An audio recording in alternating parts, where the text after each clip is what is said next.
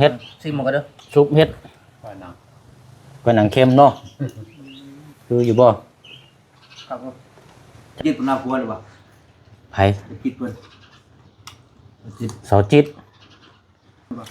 อ๋อเขายังลืมเด้เจ้าบ่ลืมเนาะบ่ลืมเด้ออ๋อโอ้พี่น้อยเนาะสบายดีเนาะพี่น้อยสิยังอยู่เด้อยังอยู่บ่ยังสักเดียวยังอยู่ยังอยู่เนาะโอ้ยไปแต่ว่ากับลูกน้องเพิ่นเอาไปผู้เดียวเพิ่นบ่เอาไปหลายเพิ่นว่าโดยแม่นนั่นแหละเนาะ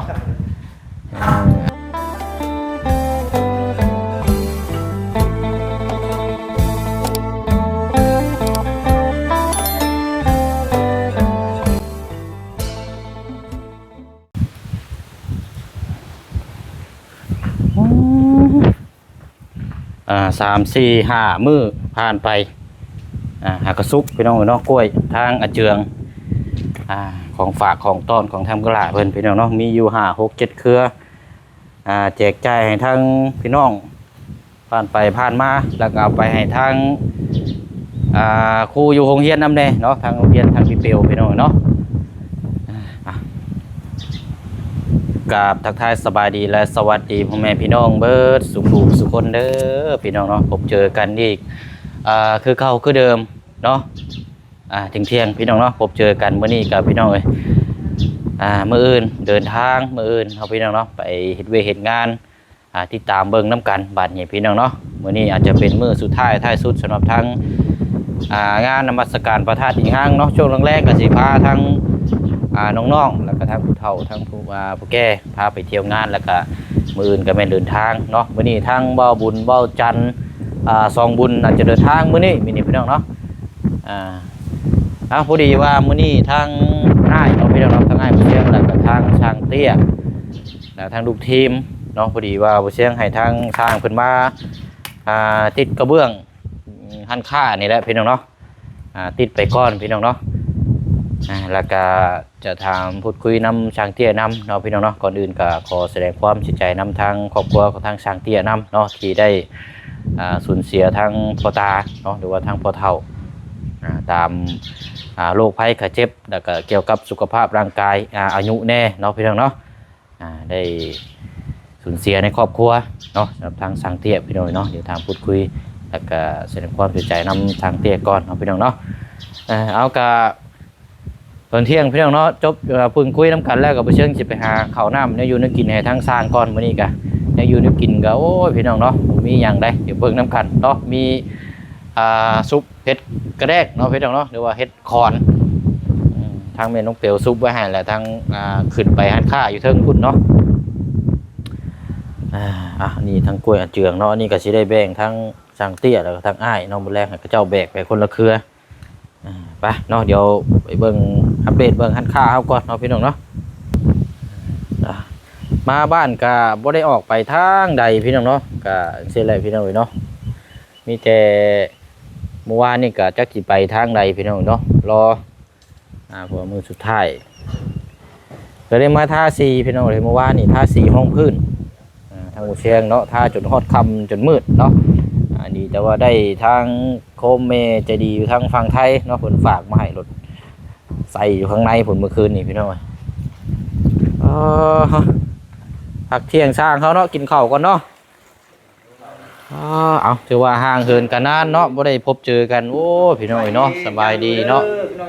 ยังอยู่เด้อยังอยู่บ่ยังสักเดียวยังอยู่ยังอยู่เนาะโอ้ยกับลูกน้องเพิ่นเอาไปผู้เดียวเพิ่นบ่เอาไปหลายเพิ่นว่าโดยแม่นนั่นแหละเนาะก็อดีตในทีมงานพ่อตาตอนนี้ก็ล่วงล้นไปน้ำกระมี่พี่น้องเนาะโอ้ยฉะเนาะคนเฮานี่ถือว่ากินบำนาญแล้วเรียนจบแล้วตรงนั้นเรียนจบเลยบ่แล้วสุดยอดต้องเรียนต่ออีกว้าจบกับไวแล้วจบไวผมเนาะว่ากันให้ยังบ่ทันได้จบปริญญาเอกวิชากันได้เนาะจบวิชาการสร้างเด้โอ้ยเนาะเฮายังบ่จบมันบ่ไปง่ายครับเรียนไปเรื่อยๆเอาจะได้มาเฮียนนี่แหละเนาะให้ทางสร้างเพิ่นมาปูตากะโลแล้วก็เบื้องเดี๋ยวจังน้อยเบิ่งอัปเดตก่อนจังกินข้าวกินน้ำ เบิดจะกล้องแล้วครับ ตัวเก้านึงเบสิเท่ กลับมาเบิ่งพี่ก่อนงามบ่สีนี่เนาะคืออยู่บ่ โอ้คือด้วยเนาะ ฮะ งามอยู่เด้อง ามอยู่บ่ งามก็ขาวขาวเลย พาก็สิเอาสีขาวคือกัน แต่ว่านี่เป็นสีห้องพื้น โอ้ ซื่อ นี่ห้องพื้นบ่นี่ ๆแม่นมันห้องพื้น2 รอบแล้วนี่เอาสีจริงกับสีขาวคือกันนั่นแหละไปหาอยู่สวรรค์ก็3 4 5ปิดปึ๊ดมื้อน่ะมาได้อยู่บ้านสนามชัย แกจะได้บ่เชียงจะซื้อ 180 บาท เป็นเงินไทยเลยเงินบาทเด้แต่ว่าย่ำลงไปสวรรค์เพิ่นก็200กว่าพุ่นได้ คือบ่คือเลยเนาะ ห้างขายบางห้างก็ขายแพง24กล่องเนาะตามที่ทั้ง FC เพิ่นคำนวณให้พี่น้องเนาะเฮือนเฮา3หันค่าเฮา3 คูณ 8เนี่ยเนาะ3 คูณ 8เนี่ยมันว่าเอา24แก๊สบ่เสียงบ่ซั่นก็เลยจัดมาเนาะเดี๋ยวรุ่นนํกันว่าสิพอหรือบ่มื้อนี้ก็มาเริ่ม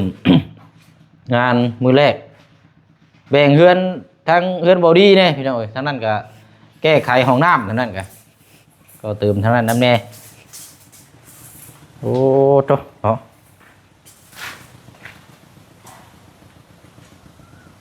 ปูนเฮาเบิดจักสอบแล้ว เป็นบ่4 4สอบเนาะมา10สอบเนาะก่อนปูไปอีกก่อนกันว่านั้นก็จังว่ากันเนาะ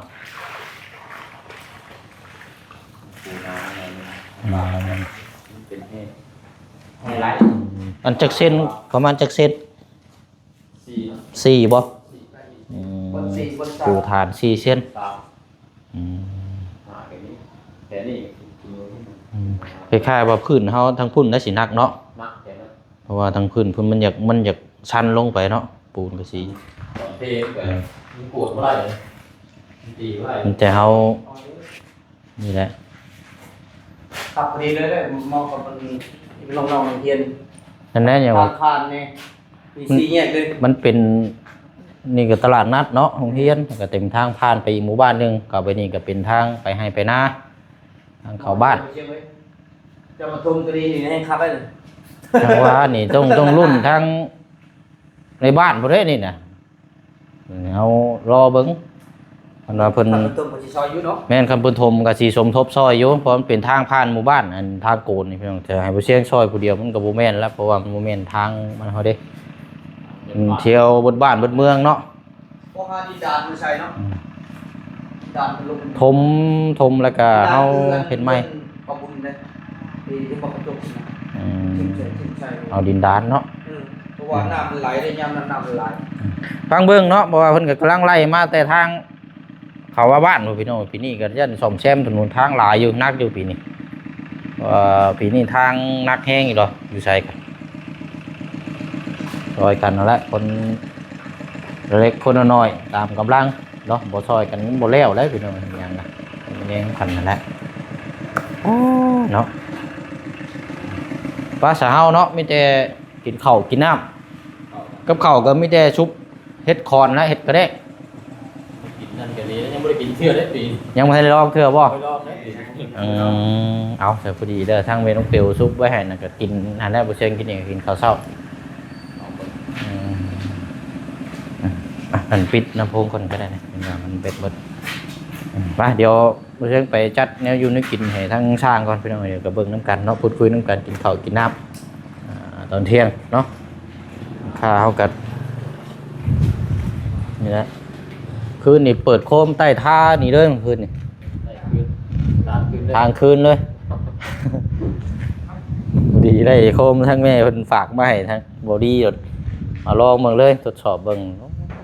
เดี๋ยวจะเก็บของแล้ว4 ค่ำคืนยังบ่ทันเก็บครับ มีโต๊ะ บ่มีบันได บาย ก็มีบันไดนี่ก็สิง่ายอยู่ มานี่ก็น้อยอ่ะมันหักนี่ เนาะอันนั้นใส่เดียวขึ้นปูสาดดอดอันได้ปูสาดนั่นแหละมีมะขามป้อมอยู่ได้อยู่หั่นน่ะแล้วก็แจวมากิน ผมงอกเลยบ่เชียงเว้ย ฮะ ผมงอกแล้วเขา ก็แล้วบ่อยู่เนาะบ่อยากกินนี้มีบ่พ้นนะแต่ละคนน่ะบ่อยู่มานี่เนาะกินข้าวกินน้ำข้าวเที่ยงน้ำกัน จับกันนะ เอากินเนาะกินแล้วก็เมนน้องเปลวกิน เอา นี่ เลยมีเนี่ยนี่แม่บ่ลึกมีเนี่ยว้า อาบน้ำกินนี่ได้นี่ออกมามามากินข้าวกัน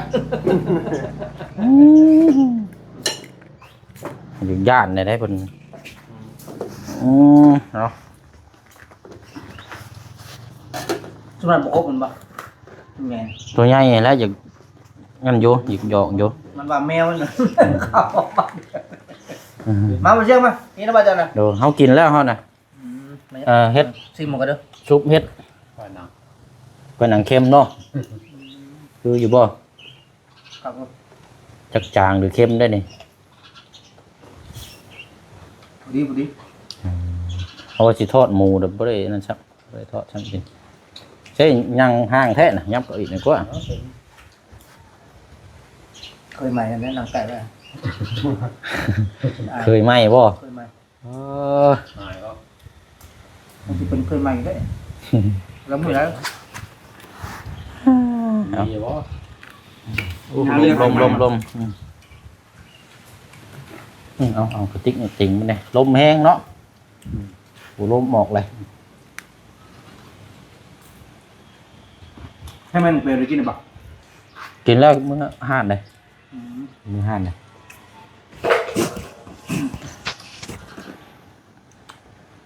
แบ่งอยู่พุ่นนั่นซองบ่อยู่เพิ่นบ่ดีทั้งเบิดนั่นหาเนาะ เฮ็ดหนังค้าแล้วนะเฮ็ดหน้ำไม้ใช่ก่อน ทางหลังคา หน้ำ เนาะ ไม้เอาอย่างนั้น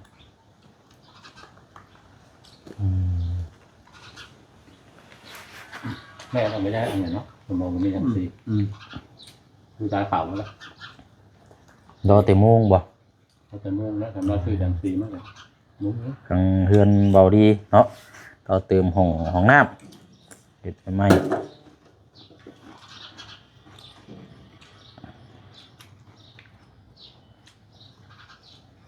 เพราะว่าเริ่มในเฮ็ดในบ้านต่อเติมให้น้องนุ่งช่วงนี้ก็เวียกงานแต่ก่อนนี่ก็มีแต่บุกงานข้างนอกวันนี้เฮาบ่ได้ค่อยอยู่เขตนี่มีแต่อยู่ไกล ไก่เนาะ อยู่ชัยปูนเมืองดองพุ่นพี่น้อยก็เลยบ่ค่อยมีงานให้เฮ็ดคือแต่ก่อน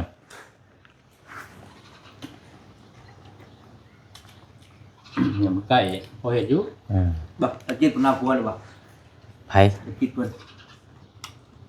เสาจิตบ้าน ถ้า ชิม บ้านพุทธซิมบ่อ๋อหั่นโอ้ลืมนี่เด้นี่เนาะ เรื่องบ่ อ๋อเขายังลืมเด้นี่เจ้าบ่ลืมเนาะเนาะ บ่ลืมเด้อ อ๋อเนาะเสาจิตแม่น้องนิ่งๆเด้เนาะ แม่นอยู่ เราคือว่าเป็ดเบอร์อยู่ปลาได้ป่ะ บ่ยังเห็นอยู่ยังบ่ได้ลบอยู่มันยังอยู่เครื่องนะ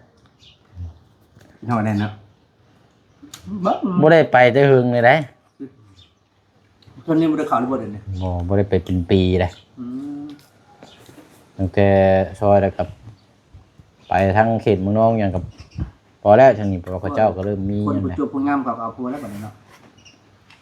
จากเด้อนี่เนาะเอาบ่รู้ว่ายังอยู่เนาะทางเสาจิตเนาะทางไอ้จิต ขนาดแต่มันยังว่างอยู่นั่นนะ โสดได้นี่ดิ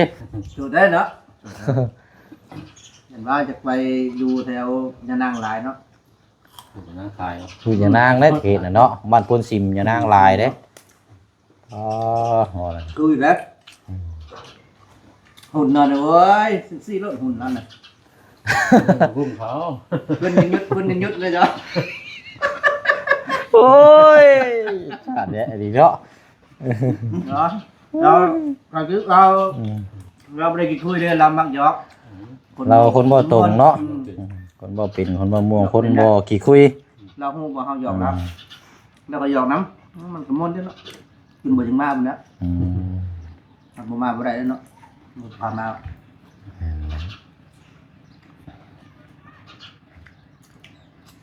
จักเป็นจังไดบ่ได้เข้าไปจะหึงแล้วทูนพุ่นนะก็เป็นปีแล้วประจักษ์ปีปลายแล้วไปก็มีแต่เข้าแต่วัดหั่น ก็จะเป็นหมู่บ้านบ่ได้แต่เนาะ หมู่บ้านเบิดแล้วหมู่บ้านใหญ่แล้วเขาเจ้าปลูกสร้างบ่แม่นฮอด30ปลายหลังคาแล้วประจักษ์ เต็มเบิดเลยเด้แถวนั้น เฮือนนะเฉพาะอันเฮือนอันนั้นก็ลายเติมเนาะเฮือนนั้นสายบุญนะลายหลังตก หลายหลังนะ เฮือนเชียเตี้ยคนแรกแล้วป่ะใกล้เฮือนน้องโมนะ เรียบร้อยแล้วนั่นน่ะเดี๋ยวจะหึงแล้วนั่นน่ะหลังหมกใหญ่ ใหญ่หลังเนาะ หลังใหญ่ใหญ่กูมูเป็นน้องเตี้ยนะ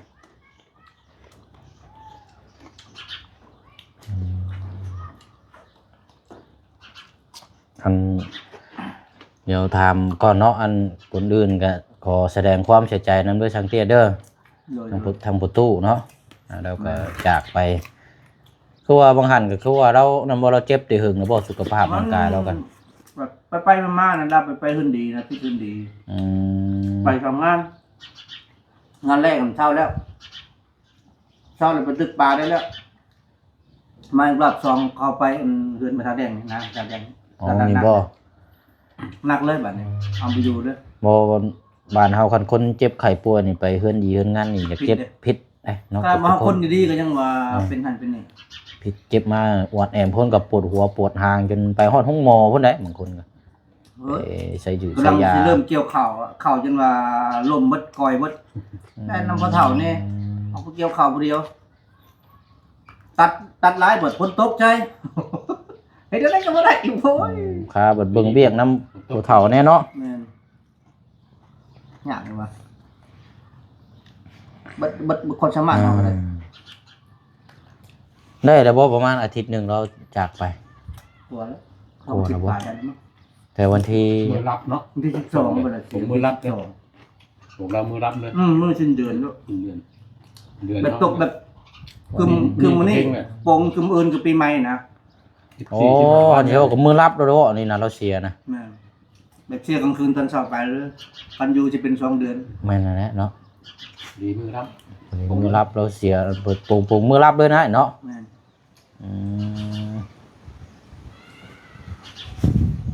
ตันทันเลยแต่ยังยาบูมันมุ่นอยู่บ่แต่ว่ามันเป็นไข่3 มื้อแรงลงไปเท่าเลยคือไข่แรงกลับไปน้องกินยาซักยา จะคิดเบิ่งเจ้าของแน่บ่ นี่บ่ทันใจโยมอยู่หมอหน่อยมื้อหนึงมื้อเป็นอีกบางทีน้อง บัดช่วงที่ว่า3มันอาทิตย์ขึ้นดังมันไม่ใช่คนไข้ได้เนาะไข้หลายได้ส่วนแต่อยู่เซโปนอยู่แถวนั่นกันมองทิศเวียกนั่นก็ป้าไข่ยกครัวเลยวะตอนนั้นก็ไข่เอาก็จากไปเนาะแต่ละคนลุล่วงไปอายุเราเท่าไรซะอายุเรา 70 บาท โอ้70 ปลายเลยเนาะ อันลาวคนเผาหน่อยคือคนคือบ่เฒ่า เขาน้อย คล้ายๆแบบคือ คนน้อยนะ คนตัวน้อยเนาะ คนโกงคนยังก็เฒ่าแล้ว คนแบบคนแน่นนะเนาะ คนเน่นคนยังว่าเบิ่งเราคือบ่ฮอดอายุ70 ปลายเนาะเบิ่งประมาณ60ประมาณ เฒ่าพอของเกิดกำลังเราเฒ่ากว่าเราอะพอของเกิดกำลังแล้วเฒ่ากว่าเราอีก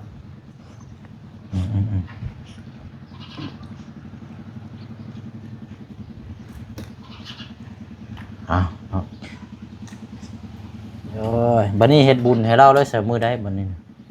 แล้ววันนี้ใส่เฮาบ่ทันมีหยังอันนั้นแน่แต่ว่าเดือน4บ่เดือน4เดือน6แต่ว่าปีนี้ต้องได้เฮ็ดต้องได้เฮ็ดปีนี้ เดือนหก เอ้าว่าเพิ่นมันบ่มีเนาะคันว่าแน่ใจแท้ก็ว่าเดือน4 วันเดือน4เนาะ4ช่วง บ่ว่าเฮายังก็เฮาทันได้มีเด้น้องนุ่งก็ว่าหาเงินหาคำคนป้อบ่ ถูกเต้าเนาะหาซอยกันนั่นแหละเนาะคนเด็กคนน้อยเนาะผู้ที่ลูกเต้ายังนั่นแหละสมทบซอยกัน คือก องบุญกองยังเฮ็ดบุญให้เรา อยู่เฮ็ดไว้ว่าบ่ไว้แล้วว่าเนาะมันทันมีบรรทัดต้องเฮ็ดบุญเฮ็ดหยังต้องใช้เงินหลาย โอ้ใช้หลายเด้เงินใช้จ่ายหลาย 3 มื้อเนาะครับต้นใจมื้อเฮาก็ต้ม กินมันเนี่ย กินการอยู่หั้นนะตั้งแต่เริ่มตั้งโต๊ะเต็นท์ห่อกระตกกระต้มยังหั้นนะอยู่ เริ่มแล้ว3 มื้อเต็มๆแล้ว แต่ว่ายังบ่ทันได้ว่าสิเฮ็ดมื้อใดเนาะแต่ว่าประมาณเดือน4ปีหน้าเนาะ ปีนี้หรือวะปีนี้หรือปีไหนวะ ปีหน้าแล้วปีหน้าแล้วปีนี้ก็นี่ก็อีกแค่เดือนสุดท้ายเดือนนี้นะ ก็คือไก่ได้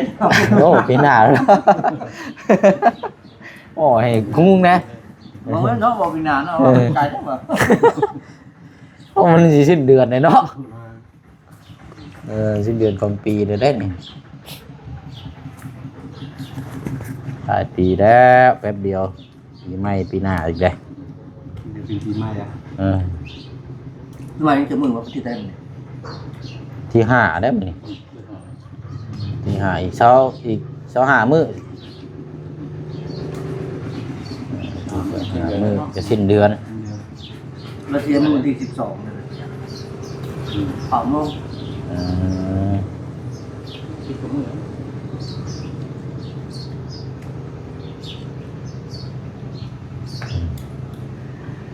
แล้วมันมีไฟเชียร์ยาเดินได้มั้งแล้วก็มีแต่ลาป๊อก อยู่เรือนซานมีแต่เราคนเสียหญ้าเสียหยังเนาะผู้เฒ่าบ้านเฮา พักยา เสียหญ้าเสียหยังดินกระดกล็อกแก๊กไปนะ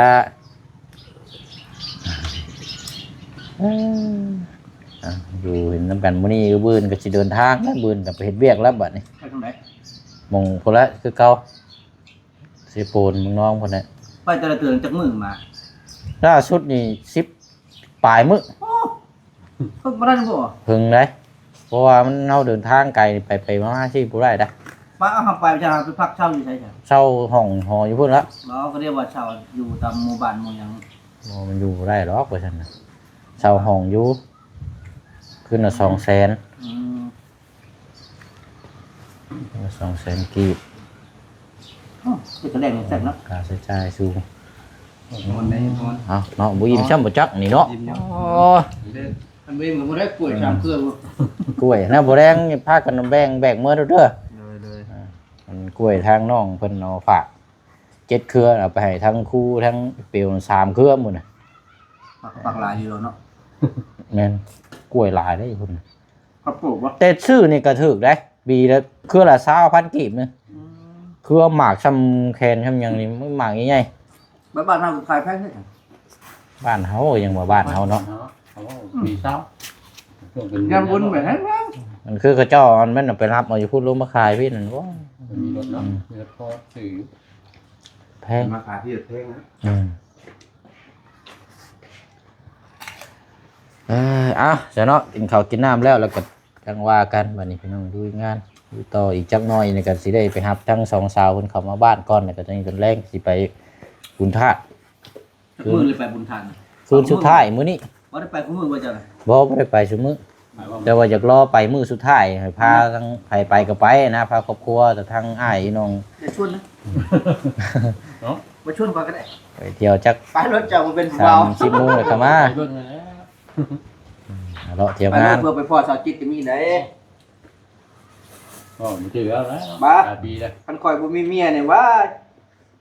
มื้อนั่นเห็นในช่องเห็นทางน้องเพิ่นไปถ่ายเห็นคือว่าผู้บ่าวไทยมาหาบ่ โทโห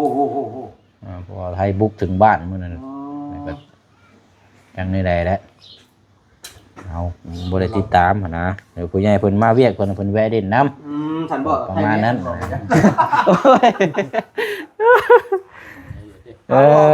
าหรือเขาง่ายหรือว่า เอาซะเนาะมีแต่ว่ากินข้าวกินน้ำแล้วก็พูดคุยถามน้ำกันประมาณนี้แหละเป็นเราฮู้จักเดี๋ยวห่างเหินกันนานเนาะก็ยังอันนี้แหละพี่น้องอยู่ดีมีแห้งคือเก่าคือเดิมเนาะไปเนาะลาพี่แล้วน้องไปก่อนเด้อพี่น้องเด้อเนาะคลิปนี้ก็ขอบคุณขอบใจขอบคุณพี่น้องเฮาเบิดสุขคนเนาะถ้าสุดนี้ก็อัปเดตทางเคสของทางกระเจียงทองครั้งก็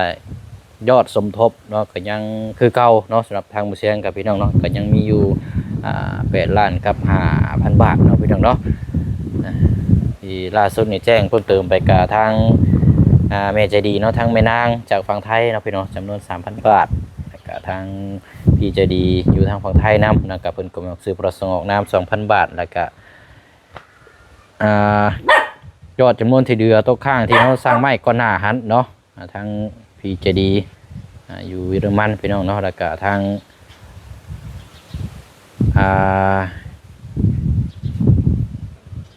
แม่ใจดีเนาะ ที่เพิ่นฝากสมทบมา5ล้านกีบที่ว่าซื้อต่อเติมให้กระตูบทางเจืองนั่นแหละพี่น้องเนาะก็ยังเก็บรวบรวมก็ยังเก่าๆเท่าเดิมในตอนนี้กับพี่น้องเนาะมีแต่ว่าเฮาขึ้นไปมื้ออื่นเนาะพี่น้องหลังจากนั้นก็พร้อมลุยงานนํกันเลยลุยงานนํแล้วก็บ่เชิงก็สิไปแจกถุงยังชีพนํตามครอบครัวตามชนบทหรือว่าเบิ่งตามถนนหนทางบ้านเขตแต่ละบ้านเนาะว่าสิเข้าได้บ่เนาะพี่น้องเนาะก็มีถุงยังชีพของทางพอหงคำ45สุดเอาพี่น้องเนาะ45สุดหรือว่าป้าจัดหนักจัดเต็มเนาะแล้วก็มีผ้าห่มน้ำห่า10ผืนได้พี่น้องจังได๋ก็ฝากมาพี่น้องติดตามแล้วก็เป็นกำลังใจคือเก่าคือเดิมเด้อพี่น้องเด้อเนาะเอาลาพี่และน้องไปก่อนเนาะเดี๋ยวพบเจอกันในคลิปหน้ามีหยังเพิ่มเติมจังไดเดี๋ยวมาแจ้งให้พี่น้องได้รับรู้นํกันอีกเนาะบ๊ายบายเด้อ